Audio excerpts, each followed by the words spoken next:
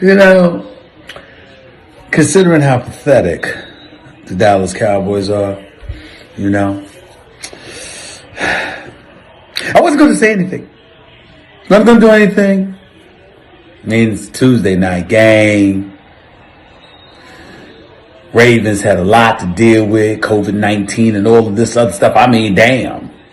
Dez Bryant practically retired. I think literally retired for the season because you know something? Why play? I mean, I'm warming up and I test positive for COVID and they pull me off the field. I mean, damn. Against my former team. I wasn't going to say nothing. Because, you know, hey, you know, stuff happened. You know what I'm saying? You know, rough season for the Cowboys. Dak Prescott out. Nothing but love for you, bro. Get better soon. But then I saw the stat after J.K. Dobbins just ran for the touchdown, putting them up 34-17, and the offensive line yelled, "Easy money, easy work." And then I saw that the Baltimore Ravens ran for 294 yards. Oh my God. They can't help themselves. Poor buddy.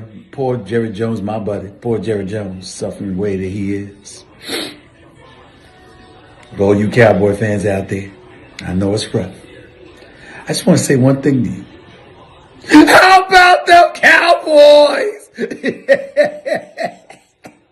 17, the touchdown pass there to Marquise Brown. Lamar Jackson's second of the night there, that 20-yarder.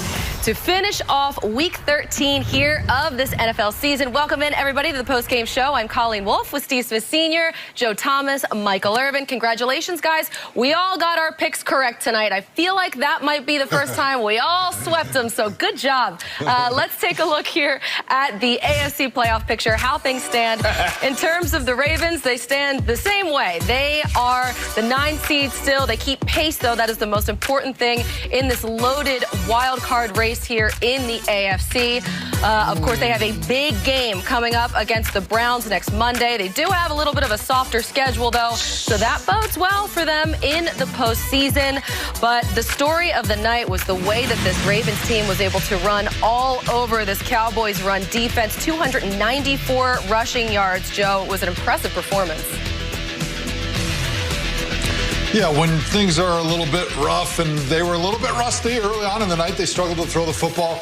You're going to lean on your identity. You're going to lean on who you've been for the last few years. And for the Ravens, that's a team that can be physical, that can run the football. And it just so happened that they were going against a 1AA opponent tonight. So it's good to have that non-conference opponent to be able to get back on track after a couple of weeks of being on the sideline. They had the Dallas Cowboy, what was supposed to be, I guess we're calling it a defense, but they gave up almost 300 yards on the ground. The Ravens just pummeled them nearly from start to finish, and we saw that the physical approach by the Ravens, the 4 different running back by committee approach, just wore that Cowboys defense down, and by the 4th quarter, they were ready to submit and go back to Dallas. God, I miss you guys. Yeah, you're right. I'm glad Steve, are you okay over there, man? Oh, yeah. Are you okay over there? Oh, he is shredding you, Irv. Shredding you. Stick it out, man. There's no doubt. No. You're not shredding me. They got shredded, and he's absolutely right about that. But oh, now you ain't Dallas, huh? We're talking about the Baltimore Ravens. Well, no, they got shredded. I'm separating when you get hit for 300 yards rushing. That's on you. Now, if they win, we won. But they lost. That was on them today. You know how that works. It's they when they lose and we when we win. That's on them. That's on them. But when we talk about Baltimore, whenever you see Baltimore able to run the ball like that and set up their offense, then they can be tough to stop. And they were tough to stop, even though we could talk about Dallas Cowboys. Those guys get paid, too. They are professional football players, so the Ravens showed up. And it wasn't just that run game. You saw some glimpse of what you really hope Lamar Jackson can one day master as a passer. Right here, I was like, where are you going? The pocket was still pretty clean, but he moved around, and he still made a great throw.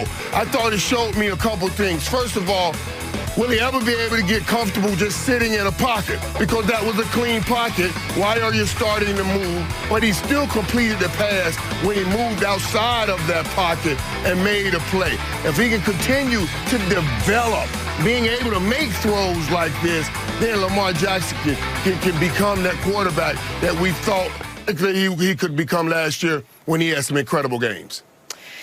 Yeah, it was an awesome performance. Steve, I know that you have some thoughts, though, on this Ravens team and some things that maybe you would like to see them improve going forward. It wasn't a perfect night. No, it wasn't a perfect night, but we all talked about it, and obviously Irv is going to separate himself because of that performance, Right. and I understand that. It's like, look, when the teacher fails me, it's the teacher's fault. When I pass, it's all about me. I get it. I understand, Irv. I get it. But the thing with the Baltimore Ravens is they must establish the run, and that is their DNA. That's what they do. But we also talk about this team, and we use these 3 letters, RPOs. Well, they got to make sure they got the R part down packed, but they have to emphasize the P of the O's, because if they don't do that, it's going to make it very difficult for them down the stretch and obviously in the playoffs, because like we're seeing, they play the Cleveland Browns on Monday night, and what do the Cleveland Browns do? They run the ball efficiently, and look what it's done to how it's helped Baker Mayfield look like an outstanding quarterback. No shade to Baker Mayfield, but Baker Mayfield is a quarterback that he needs everything perfect for him to be exceptional like he was this past weekend, and they need to work on that with Greg Roman. Not Lamar Jackson needs to improve, but they have to get him more comfortable and manipulate the defense to where he can have some throws down the field, intermediate and short, by making all those adjustments that they draw up these same creative plays on paper for the run. They need to do the same for the pass, because if they don't, they're going to find themselves in trouble. Yes, sir. Yes, right. Michael. But Steve, you saw the plays that we were just showing, those plays that Lamar Jackson was missing the mark. You can't put that on offensive coordinator. Those are things that Lamar Jackson has to improve on if he's going to take that next step and become a big-time quarterback in this league. You got a little shadow crossing route. You got to be able to hit those routes. You got this right here. That ball just kind of sailed on him right there. Just took off. Look at this right here. These are plays. You're in the NFL. You have to be able to make those throws. You got to make those connections. I agree with you, Irv, but here's the thing.